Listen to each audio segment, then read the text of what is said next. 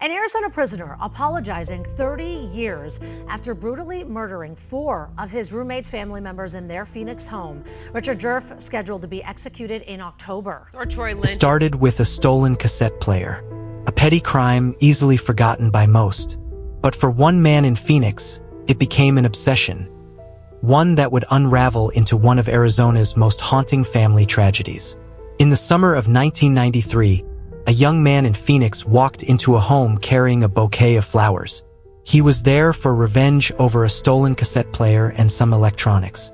What unfolded inside that house left 4 lives lost and a community reeling from the scale of one man's unchecked anger. Richard Djerf grew up in Arizona, born on November 6, 1969. People who knew him called him a loner, someone who kept to himself and avoided crowds. By his early 20s, he had a steady job as a night custodian at a Safeway supermarket. That's where he met Albert Luna Jr., another custodian working the same shifts. They became friends for a time, sharing late-night talks and the monotony of cleaning aisles after hours. Albert Jr. was outgoing, the kind of guy who made friends easily, while Djerf stayed quiet, nursing his own thoughts.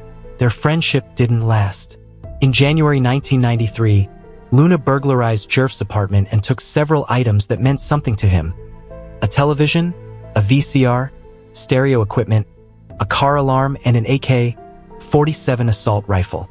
Djerf reported the theft to police and told them he suspected Luna, but no arrest followed. Weeks turned into months, and Djerf's frustration built. He replayed the burglary in his mind, convinced Luna had betrayed him. Phone calls to the police station yielded nothing new. The silence from law enforcement only fueled his resentment.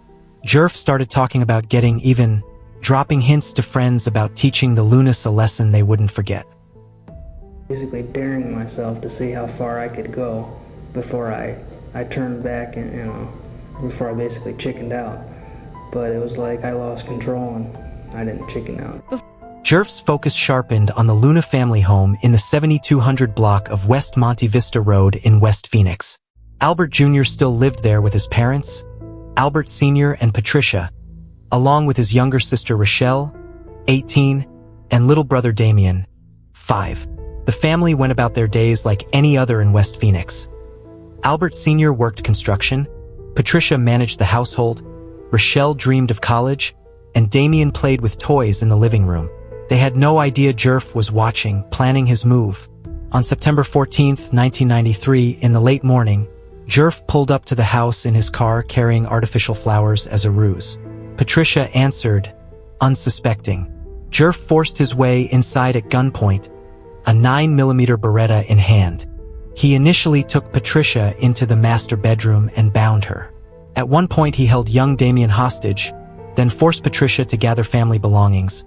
2 VCR units, a telephone, a caller ID box, a stereo CD player, watches, loose change and other items, and load them into the family car parked out front. He then tied Patricia and Damien to chairs in the kitchen with rope and tape, repeatedly taunting Patricia about whether she or her son should die first. Around 3 p.m., Rochelle came home from running errands. Djerf took her to her bedroom, gagged and bound her, and assaulted her. He then attacked Rochelle, inflicting fatal injuries. He returned downstairs and told Patricia what he had done. The mother begged for her family's safety, but Djerf stayed focused on his grudge. About an hour later, Albert Sr. drove up from his job site. Djerf waited by the door and brought him inside at gunpoint. He handcuffed Albert Sr., forced him to the master bedroom, and beat him repeatedly with a metal baseball bat, inflicting severe head wounds. Believing him dead, Djerf left Albert and returned to the kitchen. He tried to harm Damien using extreme and disturbing methods. Albert Sr., though badly injured, freed himself and charged at Djerf with a pocket knife. A struggle followed. Djerf stabbed Albert and then shot him multiple times, killing him. He ended Patricia and Damien's lives with close-range gunfire. Before driving off in the family's car with the stolen items, he attempted to set the house on fire, pouring gasoline around the bodies. Even the medical examiner that did most of the autopsies, I was there for all 4. And She cried. If anyone ever deserved the death penalty and to be executed for what he did, it's Richard Djerf, because he's a monster. Djerf was arrested without resistance. Prosecutors built a case on Djerf's own admissions to friends and the physical evidence recovered by police. He initially tried to shift the story, claiming a robbery and blaming others, but witness reports and the items found in his possession tied him to the crime. Djerf's legal path was complicated. He fired his appointed lawyers, insisted on representing himself for a time, and underwent psychiatric evaluation after an apparent suicide attempt in custody. The court later found him competent to proceed.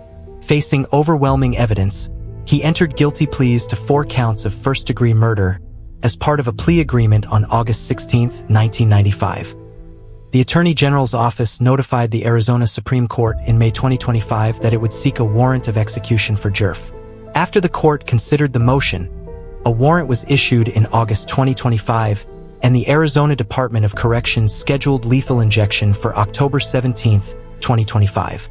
In September 2025, Djerf sent a handwritten letter, released through his attorneys, in which he acknowledged responsibility without offering excuses.